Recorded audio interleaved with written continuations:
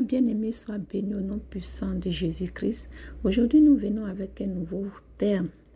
Comment relever celui qui a l'esprit abattu? Nous venons dans le livre d'Ésaïe. Tout d'abord, nous confions le moment au Seigneur. Saint-Esprit, nous t'invitons. Viens et prends le contrôle de ce moment de partage. Aide-nous à comprendre. Amen. Nous lisons la parole de Dieu. Ésaïe 50, verset 4.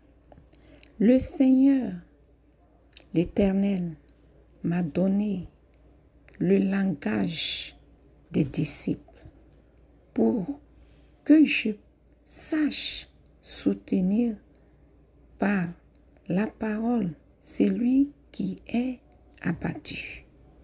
Il réveille, oui, matin après matin. Il réveille mon oreille pour que j'écoute comme le font des disciples.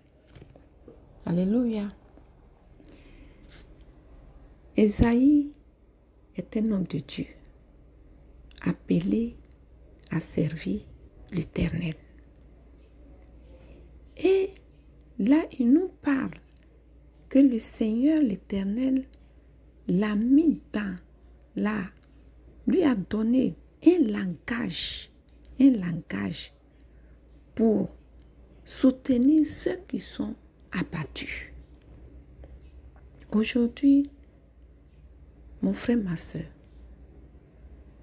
tu es quelqu'un, un homme de Dieu appelé par Dieu. Et les gens te sollicitent pour venir donner conseil, soit dans les foyers ou dans les entreprises ou même dans ton entourage. Parce que le monde que nous vivons, nous avons tous besoin qu'on nous aide. Parce qu'il y a trop de problèmes et trop de situations. Mais là, Ésaïe nous fait comprendre que lorsqu'il se réveille, ça dit que il se réveille, le Seigneur lui parle dans son oreille et lui donne le langage là où il s'en va. Comment il doit conseiller pour relever celui qui a l'esprit abattu. Tu es devenu un conseiller de l'Éternel. Le Seigneur t'envoie pour aider quelqu'un. Tu dois être dans sa parole, te ressourcer. Et lorsque tu t'en vas, rempli de l'Esprit de Dieu, écoutez ce que celui ou celle qui t'a appelé pour expliquer la situation qu'il traverse, l'écouter attentivement. Et lorsque la personne finit de t'expliquer son problème, et toi, avec la puissance de l'Éternel, le langage qu'il t'a donné, parce que c'est un don qu'il t'a donné, et que tu t'en vas, après avoir écouté, tu sauras comment lui parler, donner conseil pour que, abattu qu'il était, il puisse avoir la force, l'esprit qui est abattu puisse se réveiller et qu'il puisse se relever là où il était couché, abattu, découragé, désespéré. C'est ce que Ésaïe a fait. Il a écrit tout ce qu'il a fait. Mais toi aujourd'hui, tu es devenu un conseiller. Tu dis c'est le Seigneur qui t'envoie. Est-ce qu'avant de partir, tu consultes le Seigneur comme Ésaïe le fait avant de partir? Ou bien tu te dis que bon, avec ce que tu connais, tu vas partir. Bon, tu sais que tu peux parler. Et tu arrives, la personne t'explique. Puisque tu n'as pas été ressourcé, tu n'as pas demandé à Dieu. Parce que c'est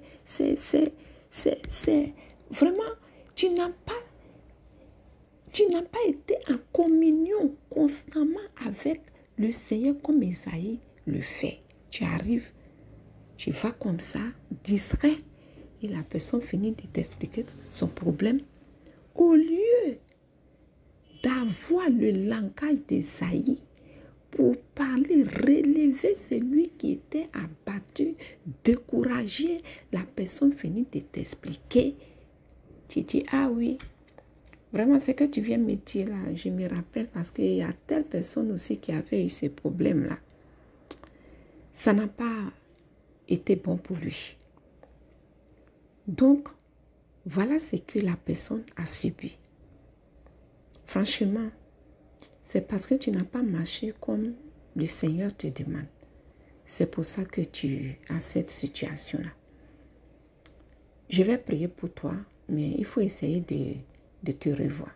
Déjà, tu as cassé la personne. La personne était découragée, mais avec ces paroles qui ont commencé, les paroles négatives, a rendu encore la personne plus malade.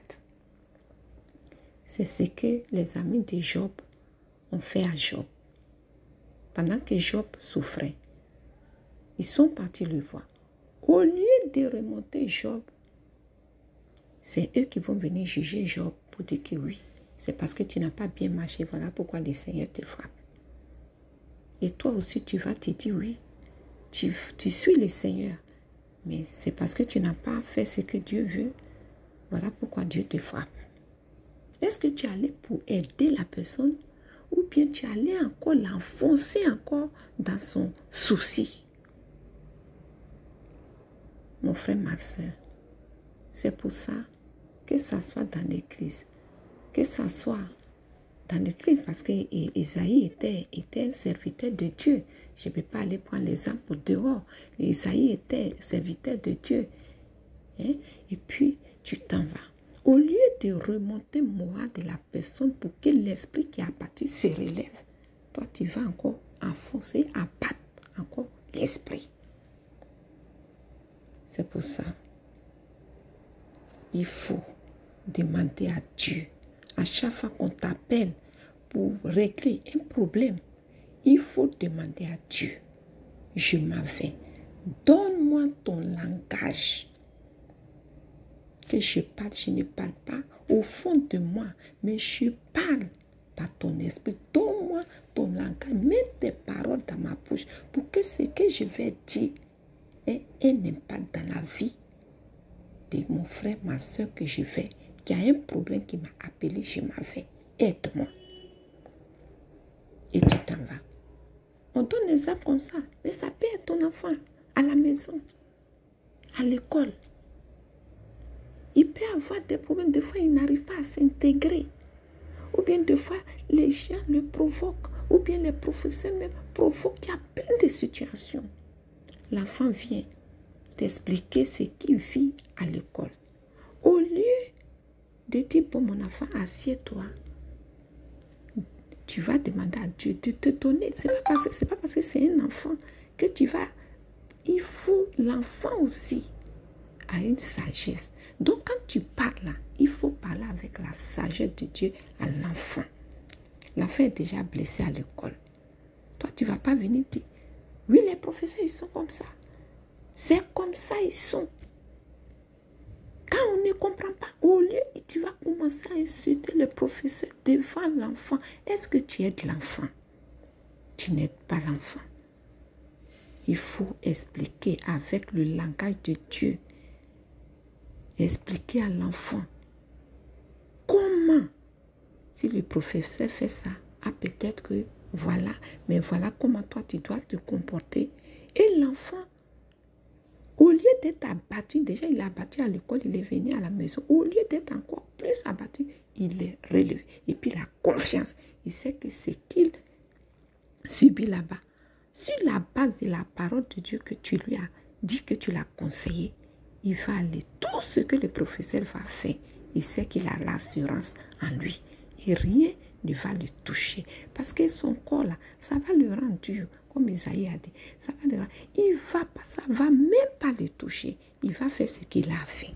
Même si les amis l'insultent ou bien le rend la vie difficile, même s'il ne comprend pas à l'école, qu'on l'insulte, lui, il sait que son Dieu va faire. Avec le conseil que tu lui as donné, ça va lui donner l'assurance. Ésaïe, chapitre 50, verset 10. Deuxième phrase. Écoutons cela. Si quelqu'un marche dans l'obscurité et manque de lumière, qu'il place sa confiance dans le nom de l'Éternel et s'appuie sur son Dieu. Toi, tu l'as conseillé pour ne pas que demain, il revient encore chez toi pour des conseils, moi. Conduis-le vers l'Éternel. Ou toi, tu as acquis la sagesse et que tu as eu le langage de pouvoir aller relever ceux qui sont abattus, qui ont l'esprit abattu, montre-lui aussi le chemin. Où tu vas lui montrer le chemin? C'est dans la parole de Dieu.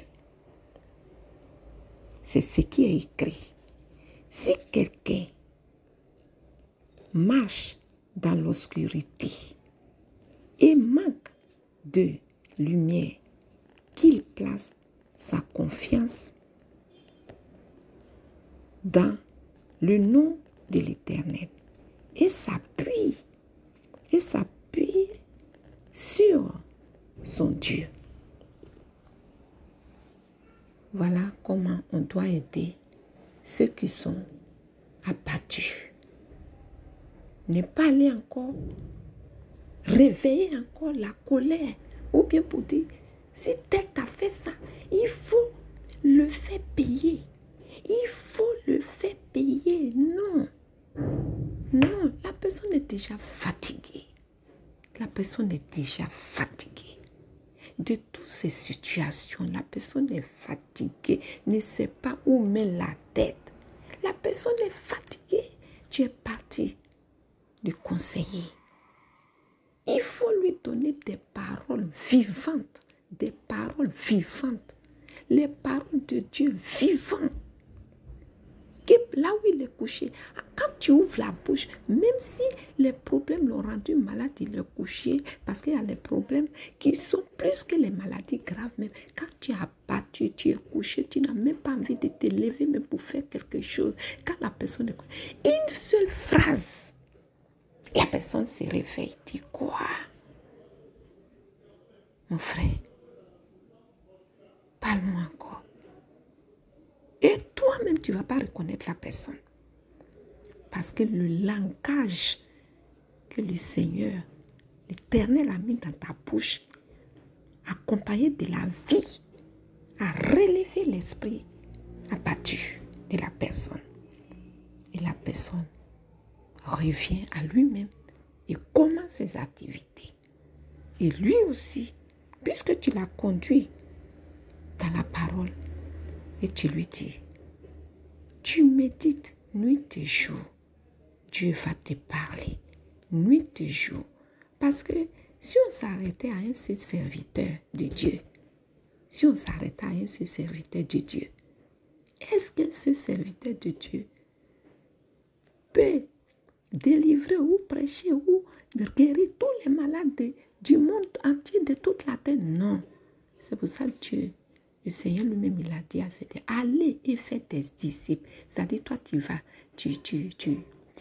comme on est dans, comment on appelle, relever l'esprit abattu, tu as relevé. L'autre aussi va aller, tu lui montres le chemin, lui aussi va aller, il va relever, ainsi de suite. Et puis le champ là, ça s'agrandit, ça s'agrandit, ça.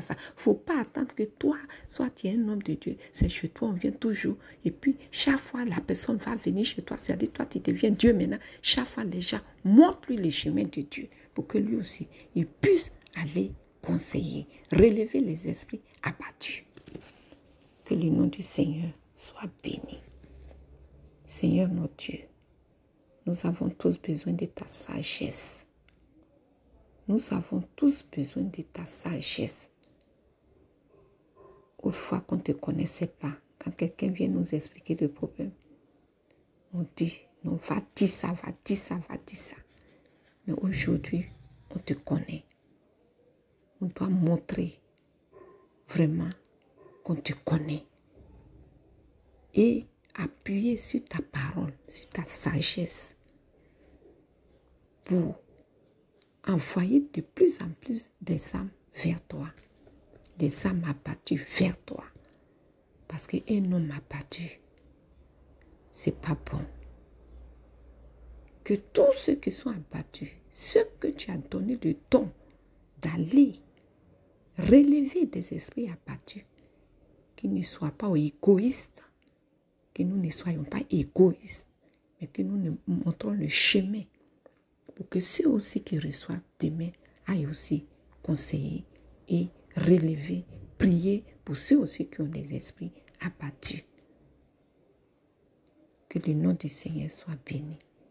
Ne soyons pas égoïstes. Partageons ce que nous avons appris. Ça va aider beaucoup. Que le nom du Seigneur soit béni. Je vous invite tous à liker, à vous abonner et à partager la chaîne au nom de Jésus. Merci Seigneur.